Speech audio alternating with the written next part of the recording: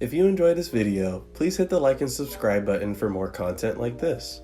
The NCAA Division I recruiting calendar outlines the periods during which college coaches can contact and evaluate prospective student athletes in various sports, including basketball. The specific dates and timelines within the recruiting calendar can vary by sport and year, and the NCAA may make changes to the calendar from time to time. Here are the general recruiting periods for Division I basketball as outlined by the NCAA. First is a quiet period. During this period, college coaches can communicate with prospective student athletes, but only through written correspondence or via phone calls initiated by the student athlete.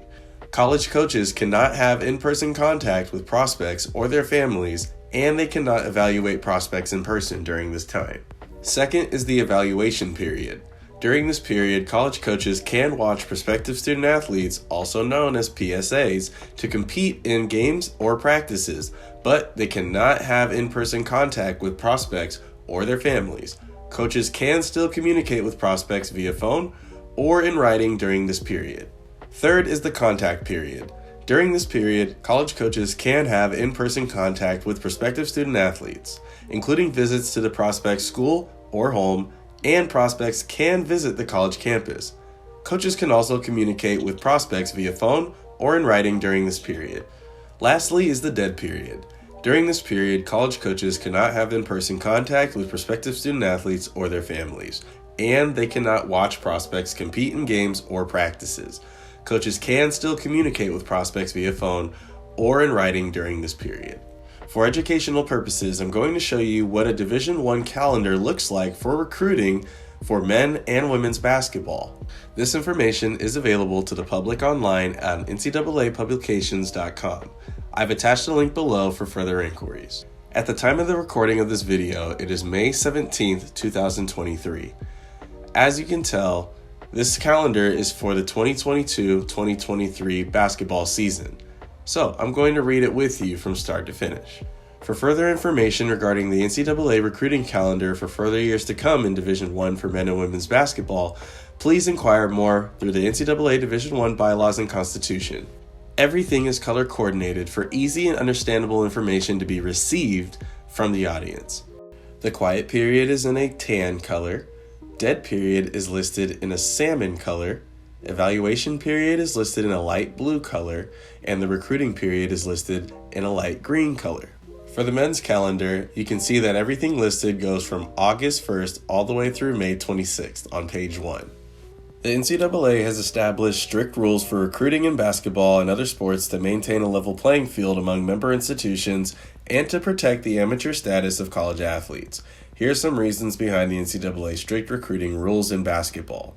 The first is competitive balance. The NCAA aims to ensure fair competition among member institutions. By regulating recruiting practices, they aim to prevent certain schools from gaining an unfair advantage by aggressively recruiting top high school athletes.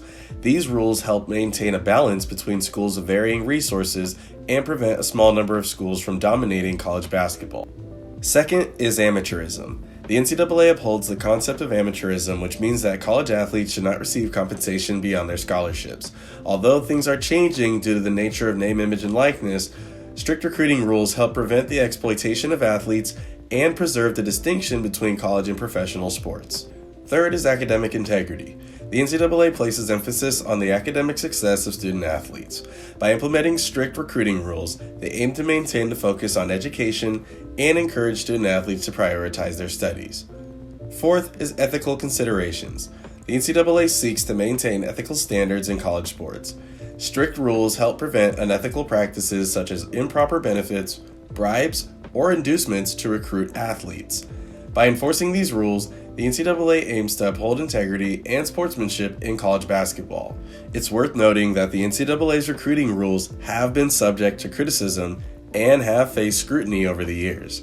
Some argue that the rules limit the rights and opportunities of student athletes, while others believe they do not go far enough to address issues like athlete compensation.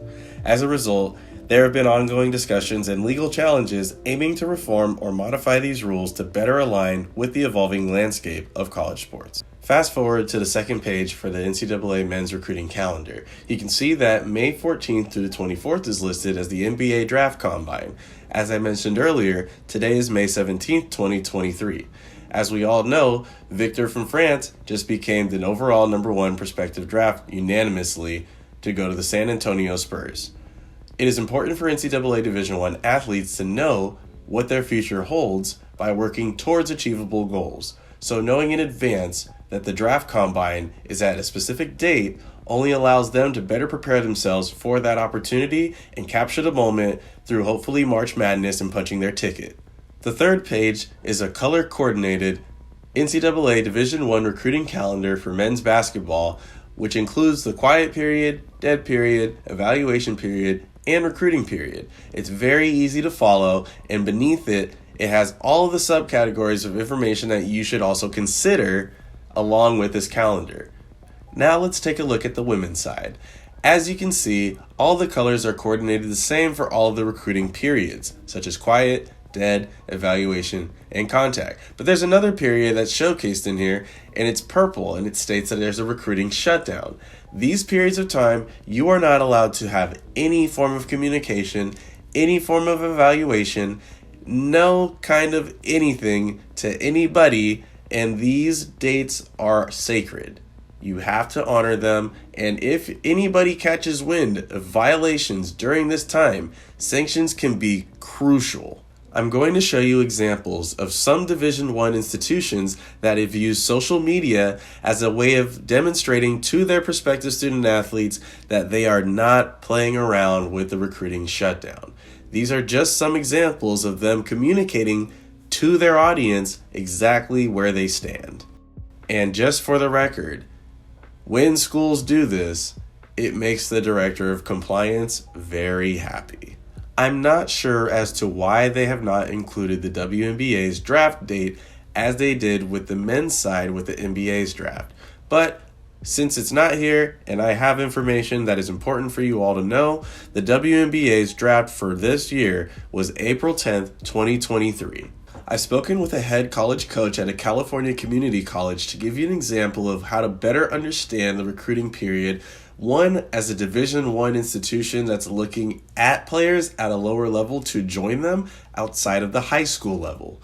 As you can see on the women's calendar, September 1st through 30th is a contact period, which in parentheses below says seniors only, evaluation period, for scholastic events only. The reason these dates are important is because California community colleges begin what's called their non-traditional season, which is short for NTS. From September 1st to the 30th, they are allowed to participate in scrimmages. Typically, these are tournaments that are hosted on site from whoever is the host. Now, when this happens, these schools gather anywhere from 4 to 8 to 12. It's just contingent upon the amount of participants that are willing to travel to that location and making sure that it's centrally located and easily feasible for other college institutions at the higher levels, Division I, II, III, NAIA, to come and evaluate. Now, as a reminder, in the bottom right corner, under contact period in light green, it states that authorized athletics department staff may make in-person, off-campus recruiting contacts and evaluations. This is important because this is that event. The very event that provides these student athletes with an opportunity to get recognized and showcase their talents and abilities at the 2-year level. In conclusion, if you are a prospective student athlete, I would strongly suggest that you get a hold of one of these recruiting calendars, whether that's men's or women's basketball. If you are a high school senior and you plan to play at the next level, whether that's community college or a 4-year, I would strongly suggest that you get a hold of one of these calendars. If you are already at a university, I would strongly suggest that you have a hold of this calendar so that you're more in tune with what it is that you're going to be working towards as the year goes on. As a reminder, this recruiting calendar is based on Bylaw 13.17 and does not reflect on any action taken by the NCAA Division I Council. Member institutions should continue to monitor action related to the impact of COVID-19 and apply changes appropriately. As the current climate, there are always things that are coming up, and by the time this video is posted, there could potentially be new rules and laws set in place. This channel is dedicated to all who are interested in the operational side of the sport of basketball at the collegiate level and for aspiring college coaches, high school coaches, middle school coaches, youth leagues, and AAU organizations. The goal is to have a centralized location where fans of the game can come for more knowledge and information. This channel is collaborative and shares an interest in adding new knowledge and information regarding the collegiate basketball industry over time as it continues to grow and evolve. Thank you for watching. Be sure to like and subscribe.